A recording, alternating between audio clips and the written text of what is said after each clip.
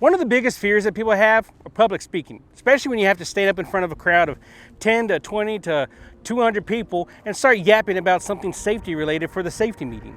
I will admit, this used to be one that scared the crap out of me too, because I hated talking in front of a group of people, especially when I first got started. I wasn't completely knowledgeable and I didn't think I could do a very good job at faking it. So every morning I used to wake up, and as I would drive into work, these knots would start forming in the pit of my stomach. But in this video, we're going to talk about how to present an effective toolbox talk. This won't help the knots in your stomach go away, but it will help you to be able to prepare for it. And with practice, you'll be able to present the morning or weekly safety topics without giving it a second thought.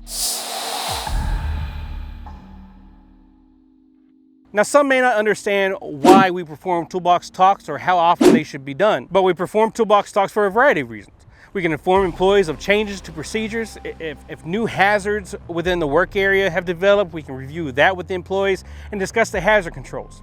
We use Toolbox Talks as a platform to discuss recent injuries or incidents with employees. We also use Toolbox Talks as a way to bring awareness to trends or ongoing issues that need to be addressed. And as far as how often Toolbox Talks should be done, it really can be up to the individual project. Now, I have been at projects where we had one every single morning with the entire craft, like 300 plus people. And I've been to other projects where we had one every week at a scheduled time at a specific area. Now, focus on safety is a great way to start the day. Best practice for most companies is to have a weekly toolbox talk at a minimum. And for companies that have fewer on-the-job hazards, a monthly meeting may be adequate as well. But getting into how to perform a toolbox talk, the first thing you need to do is prepare. Now, sometime before the toolbox talk, you need to find a relevant topic to the project that you're working at. There's nothing worse than sitting through a toolbox talk that has nothing to do with the work that is being performed. If it's not related to the audience, you wasted your time, and more importantly, you've wasted their time. This is not a go through the motions kind of activity. There are many things that you can pull from when you're trying to think of a topic to talk about. If the company you work for has an observation and coaching program, you can review observations that others have made. If there are several observations towards housekeeping, then you can use that as a topic for your toolbox talk in order to reinforce the importance of housekeeping. If there was an injury recently, you can use the injury as a toolbox talk and review the event with the workforce. Explain to them the activity that was being performed, what had happened that allowed the injury to take place, and discuss the injury treatment method. If summer is starting to approach, you can talk about insects and snakes or even heat stress. If winter is coming, then you can talk about issues that arise when the temperature starts dropping. I actually have a video on workplace winter safety tips. So when you get done with this video, go check out that one. You can use these videos as toolbox talks for your company as well. So, do with these videos as you please. But when we talk about injuries, make sure not to tell the crowd who was injured. Even though everybody may already know who it was, it is not your place to spotlight somebody that had gotten injured and embarrass them. Keep it professional. Number 2, please don't be a robot. Do not print off a safety message off the internet and read it verbatim off of the page. Whatever you do, please don't do that. Whatever you choose to use as your topic, use what you have in your hand as a guideline for what you want to discuss. Read the message beforehand, read it several times so that you're familiar with the message. You can even highlight items in the toolbox talk that you want to speak about or make sure that you remember. Sometimes if I was given the brief, I would highlight statistics because I am absolutely stupid when it comes to numbers and I can't remember stuff like that. Especially when I was just starting. I would get rolling into the toolbox talk and then I would forget what the statistic was and I'd have to glance down real quick and I would be able to find the highlighted number that I was needing and read it off and nobody was the wiser. Nobody was the wiser. I can't talk today. But if you just stick your nose in the toolbox talk, you're not going to keep anybody's attention. And most of all, they'll probably zone out as you read off the page in a monotone voice that would put Richard Simmons to sleep. Does anybody know who Richard Simmons is anymore? Gene Simmons, not Richard Simmons. Gene Simmons was weird too, though. Great music. Hold up. YouTube says that 90% of you who are watching these videos are not subscribed. What's the deal? Is it you? Is it me? If it's me, I promise, I can change, I can be better. Just go down and hit the subscribe button, tell all your friends, tell your family about me, tell your kids about me, tell your cat how much you love me. I love Safety Spill.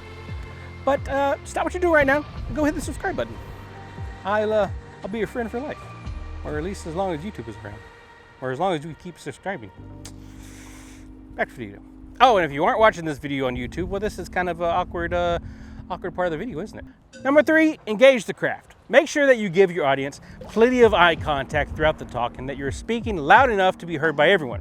If people can't hear you or don't feel engaged, they'll automatically switch off before you get to finish. So make sure eye contact, people.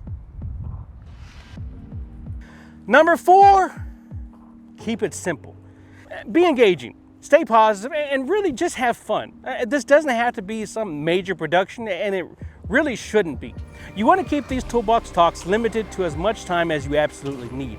Sometimes the Toolbox talk can be 5 minutes, sometimes it can be 20 minutes. But make sure you aren't keeping the craft tied up in the talk longer than what they have to in order to listen to information that they really can go without knowing. If you're providing them useful tips, then great. People have limited attention spans though. I know, I'm a YouTuber, and I've seen my duration statistics. Make only the necessary points, and if it has to be longer, put it in a handout or use it as a follow-up Toolbox talk later. Number 5, location, location, location.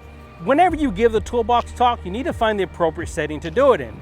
You can have the Toolbox talk outside, or you can even have it inside. But wherever you have it, it needs to be within an area that doesn't have any hazards, or at least very minimal hazards, because you don't want people standing around in an area that they could be potentially injured in just to have a safety meeting. That'd be kind of counterintuitive, counterproductive.